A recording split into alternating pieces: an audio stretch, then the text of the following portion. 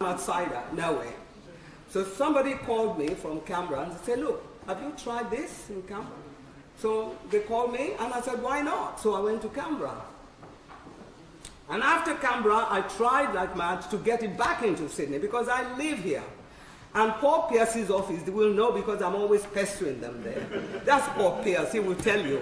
I say, write to this for me, write to that for me. And Stephanie is always there, writing, writing and one falls off, when I've done it, and they say, no, there's always a hitch.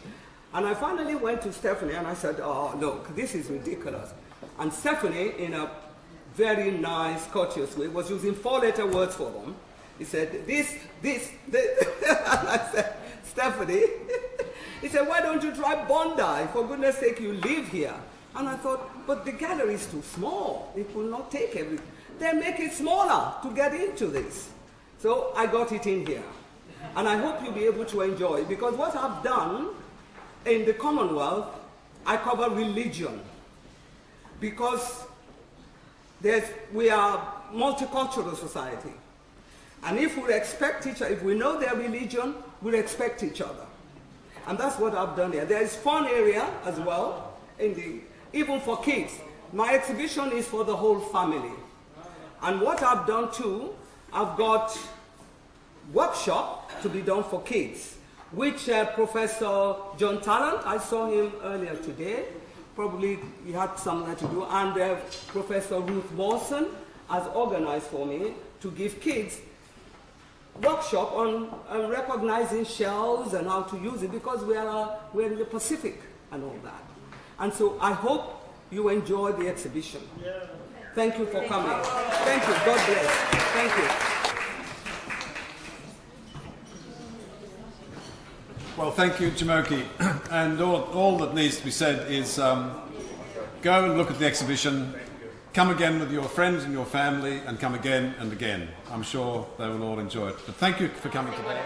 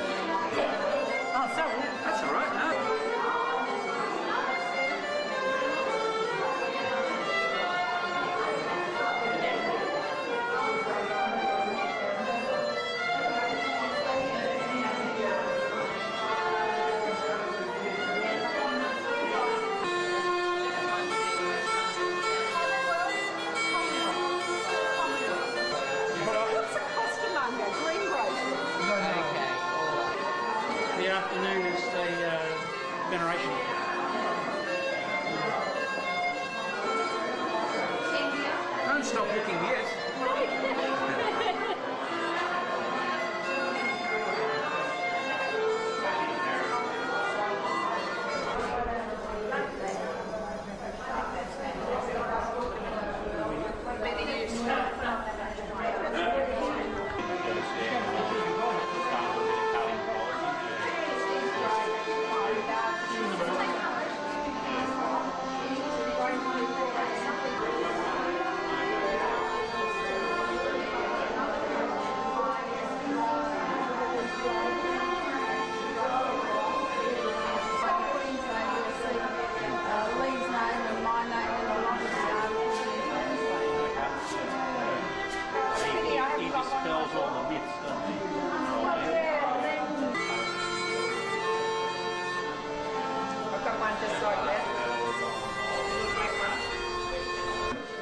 Okay, so the significance for beads in your life today, being an Australian Nigerian? I think certainly it's still very significant in Africa.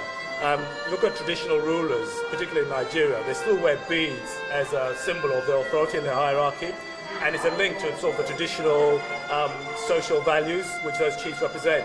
And in some ways it's still analogous to what you see within other cultures. If you look at, say, Western religious cultures with the rosary beads, with the Muslims, and I think even the Jewish faith have their own beads.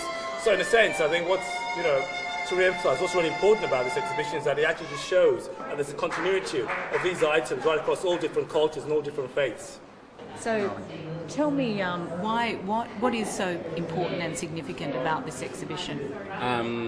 Well, about this exhibition, the Beaded Links, it's very, very important because it brings together a whole lot of group of people from 54 countries around the world, and it also gives me an opportunity to work also with all those 54 nations, and from it, there is a link. There's always a link that sometimes we sort of do things without thinking about it.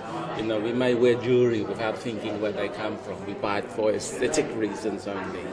But there is a huge link with the four nations, with the 54 nations in the world, and specifically for me, I think I've learned a lot about the different religions that also use beads as their metaphors to provide visual and written and mental and thinking and stuff like that.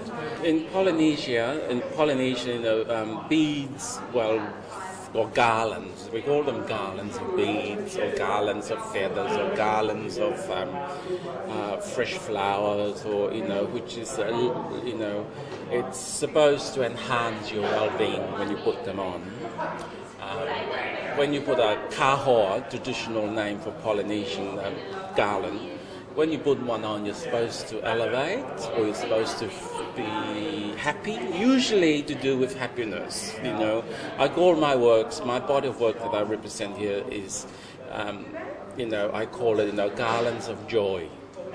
But of course, they also have garlands for time of mourning and time of sacredness, or time of other ritual purposes that they have to conduct, especially if they were to go fishing.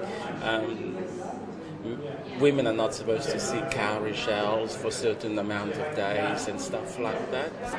The works I have in this exhibition is quite an eclectic collection. They are beaded, woven, and some of them are inserted with feathers. So I've used local materials as well as imported materials, as well as also I made them myself materials. Like I can weave a thing that can be made into a bead, and I've made glass beads and a lot of feather works that I've included that incorporate beads as well. Tell me, what do you love about this exhibition? Oh, what I love about this exhibition is the way that it brings together very many cultures and religions. For me, there's a particular unity about this exhibition, and I think it's very inclusive and very personal. I think anybody could come to this exhibition and recognise part of their own family heritage yourself. Did you realise, before coming here and seeing this, did you realise the significance that beads play in the cultures of so many countries? Before I came here, beads were something that were isolated objects for me. Coming here, I see the significance which beads have in every culture, and I see the way that they unify cultures. So what are your favourite pieces in the exhibition? I'd have to say that the pieces that resonate with me, the Stations of the Cross are important to me as a practicing Catholic, and I understand the meditation of the Rosary, but equal to that, I'm very drawn to the colour and textures in the African beadwork.